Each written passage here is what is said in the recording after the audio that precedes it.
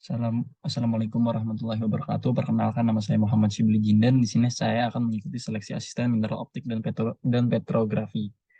Oke, langsung saja. Nah, ini merupakan sampel yang pertama. Di sini pada rotasi yang pertama dapat kita lihat tiga mineral utama, yaitu diantaranya ada biotit. Nah, biotit ini terlihat jelas pada PPL dan XPL. Nah, pada PPL ini dia warnanya coklat kekuningan, lalu pada XPL ini dia hijau kecoklatan, dan termasuk pada ordo 3. Nah, pada biotit ini terdapat ciri khas berupa bird's eye yang terlihat seperti bintik-bintik yang seperti ini. Nah, pada PPL dia terlihat, lalu pada XPL juga dia kelihatan gitu bercahayanya. Nah, belahannya ini sempurna pada biotit, yaitu belahan satu arah nih, dapat kita lihat. Lalu memiliki extinction angle yaitu 0 sampai 5 derajat. Nah, dan termasuk dalam paralel. Lalu yang kedua ini ada mineral orthoklas. Nah, mineral orthoklas ini dia mirip dengan mineral kuarsa, jadi suka bikin kecoh gitu dengan mineral kuarsa. Nah, yang membedakan itu dia memiliki tekstur kabut atau cloudy. Nah, dapat kita lihat dia teksturnya itu kabut atau cloudy gitu. Nah, dapat kita lihat di sini. Oke. Nah, kemudian terkadang terdapat twinning yaitu berupa Carlsbad. Nah, ini. Nah, lalu juga dia memiliki belahan yang sempurna. Nah, pada PPL itu dia colorless dan pada XPL itu dia abu-abu dan termasuk ke dalam ordo 1. Nah, extinction angle-nya juga itu kelihatan, yaitu extinction angle-nya itu termasuk ke dalam paralel. Lalu pada kuarsa kita dapat melihat di sini.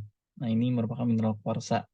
Nah, dia yang membedakan apa dengan mineral orthoklas? Nah, dia memiliki tekstur yang wavy atau undulatory. Jadi dia extinction angle-nya itu tidak bisa sampai ke titik paling padamnya dia atau yang warna hitamnya, yang gelap. Nah, ini.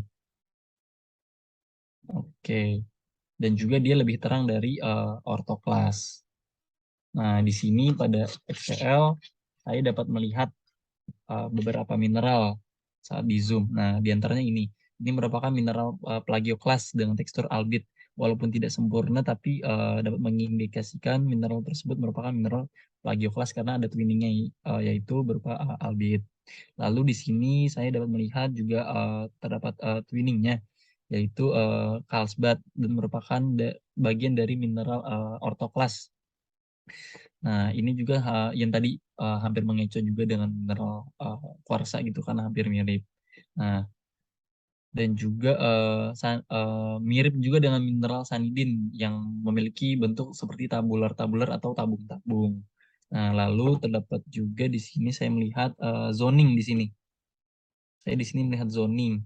Nah, yang apa namanya dari proses melt yang berbeda-beda gitu. Jadi tergantung dalam titik pendinginannya pada suhu yang berbeda-beda, maka dia terbentuklah zoning.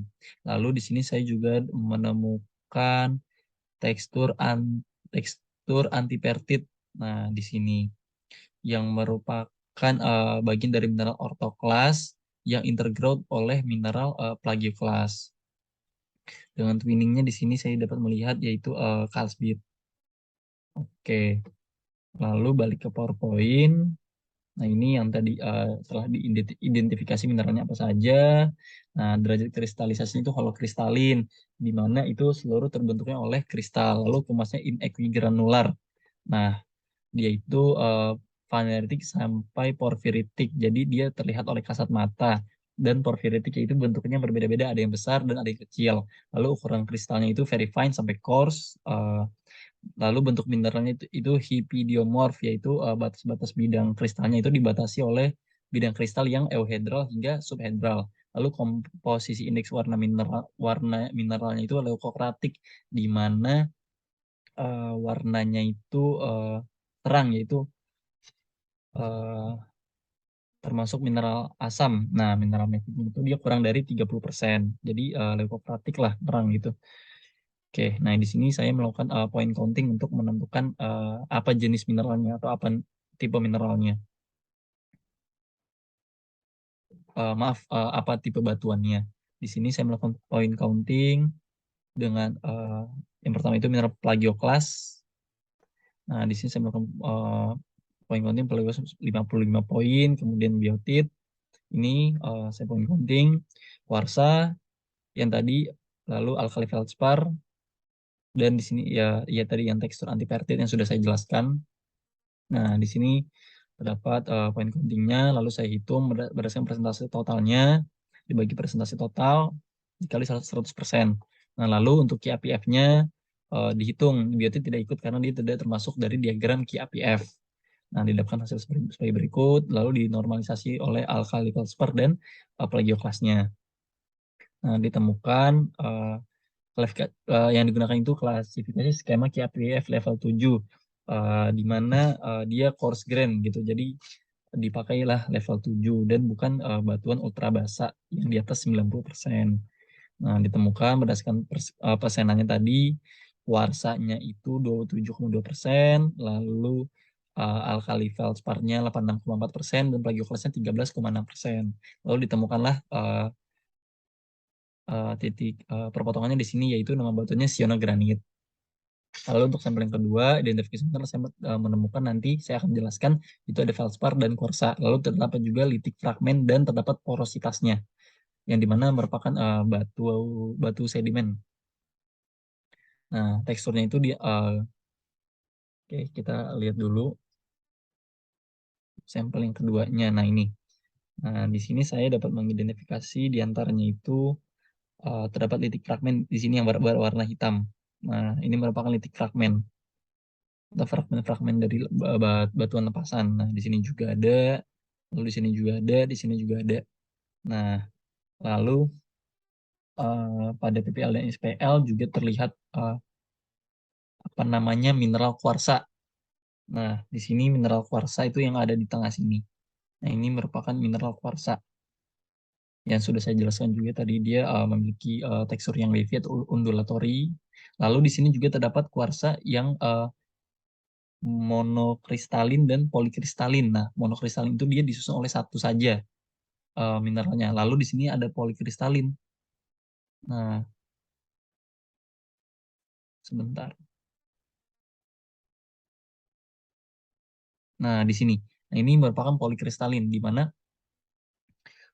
dia disusun oleh kristal mineral-mineral atau kristal-kristal kuarsa yang kecil-kecil yang membuat dia menjadi satu kesatuan. Nah, jadi ada monokristalin dan polikristalin. Lalu kuarsa itu dia exchange angle-nya itu kelihatan juga. Nah, kemudian terdapat juga mineral ortoklas yang saya temukan di sini. Nah, di sini. Nah, ini merupakan mineral ortoklas yang apa yang membedakan? Nah, dia itu memiliki tekstur cloudy atau kabut. Nah, gitu. Dan dia lebih pudar lah dari kuarsa, karena kuarsa kan lebih terang. Gitu. Lalu untuk klasifikasinya, oke, sebelumnya teksturnya itu grain supported, disusun oleh grain-grain yang mendukung lah yang banyak atau yang mayoritas. Lalu grain size-nya itu fine sand sampai coarse sand. Untuk sortasinya itu dia moderately well sorted. Nah, untuk roundness-nya dia subangular dan grain orientation-nya itu dia masif. Oke, next. Nah, lalu untuk menentukan nama batuan atau tipe batuannya, saya melakukan point counting dengan aplikasi ImageG. Oke, kemudian saya melakukan point counting, mendapatkan kuarsa sebagai berikut, feldspar, dan titik fragmen tadi. Oh iya, dan juga terdapat porosity. Nah, porosity ini kita dapat melihat di sini. Nah, yang berwarna biru-biru ini atau kita sebut sebagai blue dye. Nah, ini merupakan porosity. Gitu.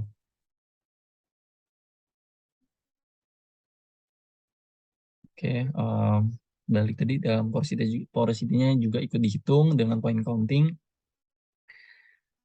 Oke, didapatkan sebagai berikut. Nah, lalu dihitung berdasarkan model classification-nya. Nah, Grange-nya ini 589, Quartz-nya dapat 448, Feldspar 100, litiknya 41. Nah, lalu dengan kita ditambahkan juga porosity bulan nya dan dihitung totalnya itu ada 1089 poin.